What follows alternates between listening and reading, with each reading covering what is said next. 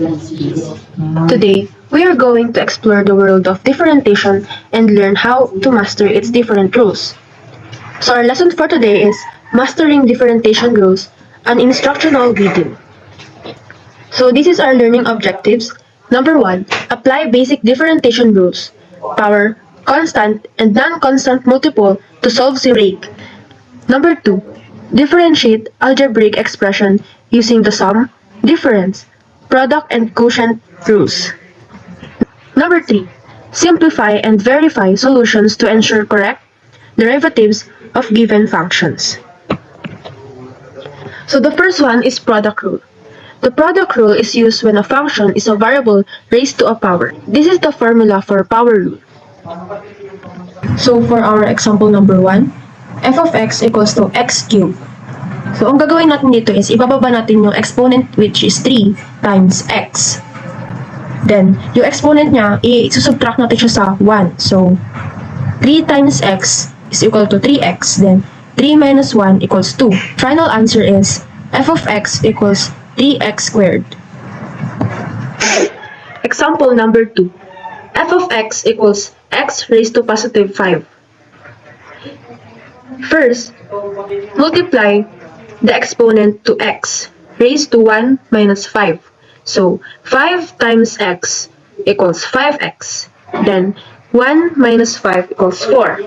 So, the answer is f of x minus 5x raised to positive 4. And that's how the power rule works.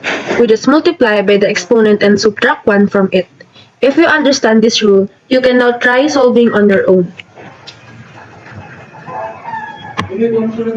Next is the constant rule. The derivative of a constant number is always a 0. Example number 1. f of x equals 5. 5 is a constant, therefore, our answer is 0. Example number 2. f of x equals negative 10. Negative 10 is a constant, therefore, our answer is 0. Remember, any number without x is a constant, and its derivative is always 0. Now, let's try some exercises to check your understanding. Constant multiple rule. If a constant a function, the derivative is the constant times the derivative of the function. So this is the formula of constant multiple rule. So example number 1, f of x equals 5x squared. So, yung 2 natin, ito times lang natin siya sa 5. So, sa 5x. So, 2 times 5x equals 10x. Then, 2 minus 1 equals 1. So, wag na natin ilagay yung 1 na exponent ng x. So, ang magiging final answer natin is f of x equals 10x. Example number 2. We have f of x equals negative 3x cubed. So, yung exponent na to, ito times lang natin sa negative 3x raised to 3 minus 1. So, 3 times negative 3x equals negative 9x. 3 minus 1 equals 2.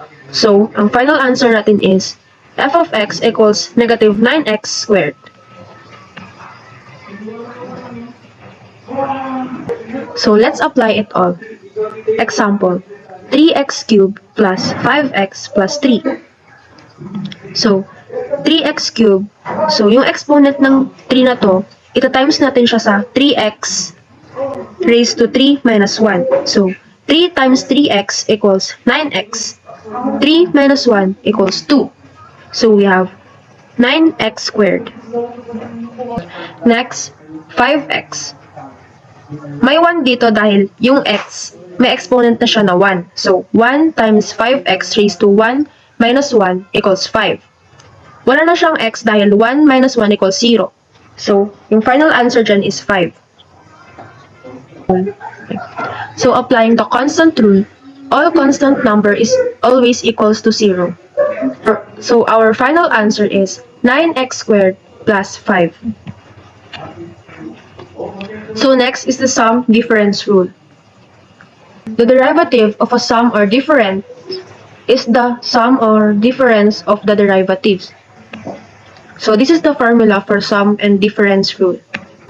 So example number 1, f of x equals 2x cubed minus 5x.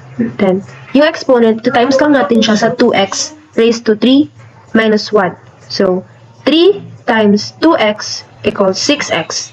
Then, 3 minus 1 equals to 2. So, we get 6x cubed. Negative 5x. Wala siyang katabi dito sa gilid niya, so automatic, 1 na agad yung ito-times natin siya sa kanya. So, 1 times negative 5x raised to 1 minus 1. So, we get negative 5. Wala na siyang x dahil yung x natin is 0 na siya. 1 minus 1 equals 0. So, ang magiging sagot na lang natin dyan is negative 5. Then, the final answer is f of x equals 6x squared minus 5. So, example number 2. f of x equals x squared plus 3x. So, first, x squared. So, yung 2, yung exponent niya, ito times lang natin siya sa x. So, 2 times x equals 2x. So, next. So, next is 3x. Kapag walang exponent yung x, automatic na yan na may 1. So, 1 times 3x equals positive 3x. Next is the quotient rule. This is the formula for the quotient rule. Example number 1. We have f of x equals x squared all over x plus 1. So, ito yung f of x natin, then ito naman sa baba yung g of x.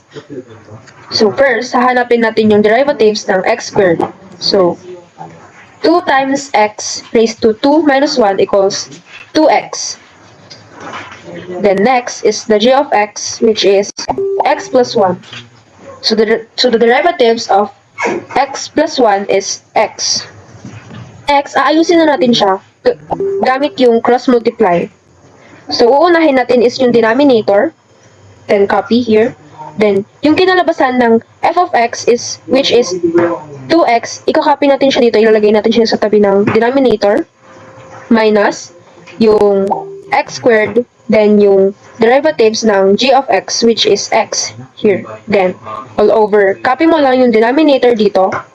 Pero dito kasi, lalagyan mo lang siya ng squared. So, x plus 1 squared equals, ang gagawin mo dito naman na step is, ipagta-times mo tong x dito. So, wag ganyan, no?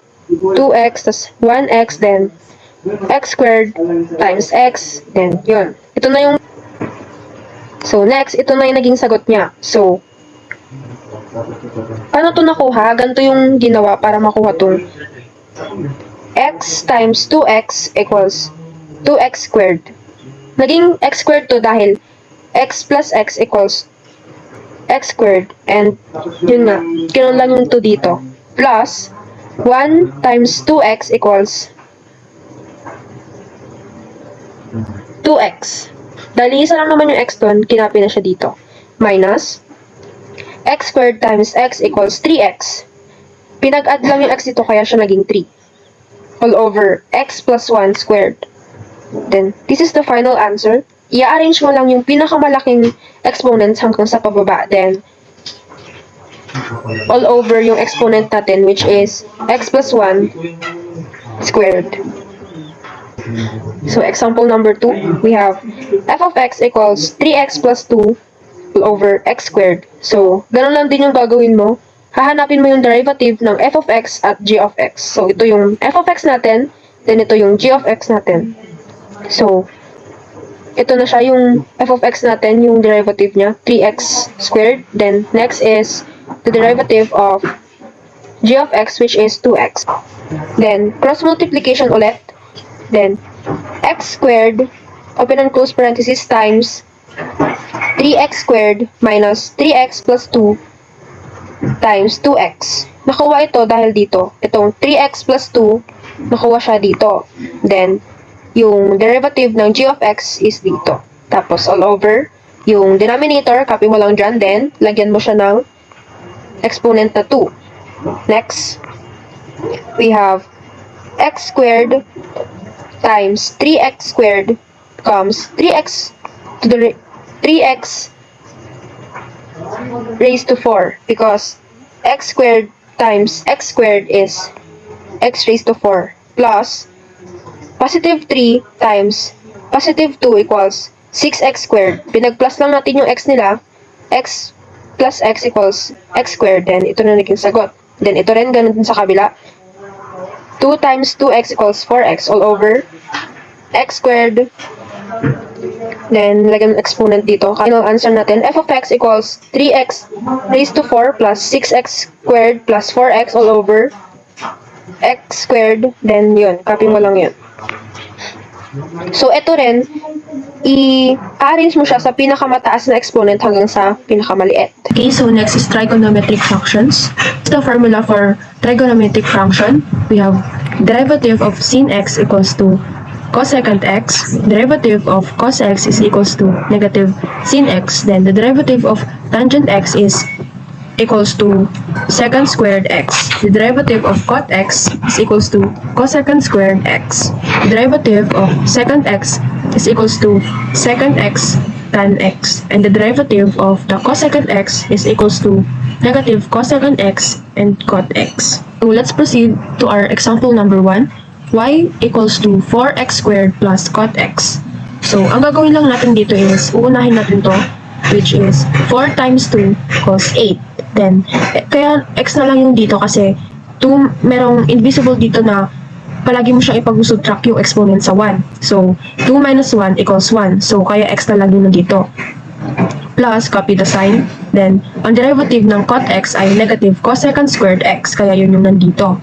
Then, so for our final answer is 8x. Kaya ito naging negative kasi negative yung dito. So, positive times negative is equals to negative. So, negative cosecant squared x. Example number 2. G of x is equals to 3x cubed cos x minus 2x sin x plus 5 cosecant x. So, ganun lang din yung gagawin natin. Ika-copy mo tong 3x cubed dito. Then, yung derivative ng cos x which is negative sin x. Tapos, ika-copy mo lang tong cosecant x here. Tapos, yung, kaya to naging 9 kasi 3 times 3 equals 9.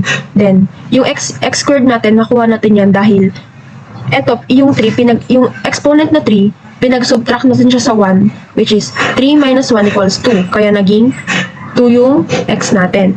So, copy the sign. 2x, copy. Then, the derivative of sin x is cos x. Then, copy ulit yung sign. Tapos, ito naman, nilagay mo dito yung, kinapi mo lang itong sin x dito, then negative 2. Kaya negative 2 na lang siya kasi yung x natin is pinag-subtract natin siya sa 1, which is 1 minus 1 equals 0. So, wala na siyang x. Naging negative 2x lang. Then, copy the sign. Then, 5. Ang derivative ng cosecant x is negative cosecant x cot x. So, yun. Then, meron lang gagawin natin dito. Ika-copy natin to, 3x cubed and negative sin x. Kaya siya naging negative ito kasi pinuntay negative ng sin x dito. Kaya siya naging negative 3x cubed sin x. Then, copy the sign. Then, ito, iunahin natin palagi yung mga numbers. So, 9x squared. Ilagay dito din yung cos x. Kaya itong negative sign, copy mo dito din, 2x cos x. Then, dito, kaya negative yung sign natin dito kasi positive times negative equals negative. Tapos, uunahin natin palagi yung number. So, negative 2 sin x. Then, ito rin. Kaya siya naging negative kasi pinag-times natin tong sign nila. So, negative 5 cosecant x cot x. That's all for our lesson. I hope you now understand how to find the derivative of different algebraic expressions. Remember, always apply the rules carefully, especially the power rule. Simplify your answers when needed. With enough practice, solving derivatives will become easier and faster. Thank you for listening and keep practicing. That's all.